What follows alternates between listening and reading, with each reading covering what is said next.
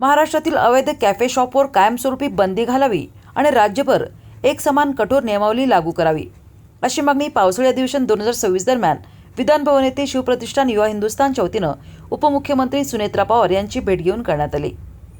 निवेदनात म्हटले आहे की राज्यातील काही कॅफे शॉपमध्ये बेकायदेशीरपणे अल्पवयीन मुलामुलींना अश्लील वर्तनासाठी स्वतंत्र कंपार्टमेंट आणि झोन उपलब्ध करून दिले जात असल्याच्या तक्रारी आहेत। सांगली, कोल्हापूर आणि जळगाव जिल्ह्यातील काही गंभीर गुन्ह्यांचा उल्लेख करत या प्रकरणांमध्ये संबंधित पोलीस ठाण्यांमध्ये गुन्हे दाखल झाल्याचेही निवेदनात नमूद करण्यात आले। या विषयावर गेल्या 4 वर्षांपासून जनजागृती मोहीम राबवण्यात येत असल्याचे सांगण्यात आले।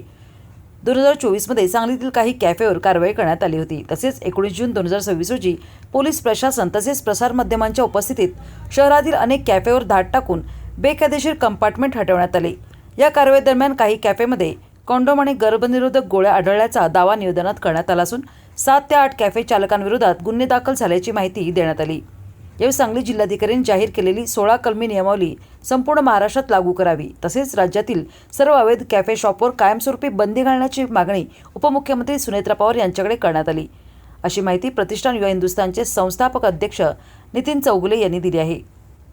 उपमुख्यमंत्री सुनेत्रा पवार यांनी निवेदनातील माहिती गांभीर्याने ऐकून घेत संबंधित विभागांना आवश्यक कारवाईसाठी पत्र पाठवण्याचे निर्देश दिले। तसेच या विषयाचा मुख्यमंत्री स्तरावर पाठपुरावा करण्याचे आश्वासन त्यांनी दिल्याचे निवेदनात म्हटले आहे।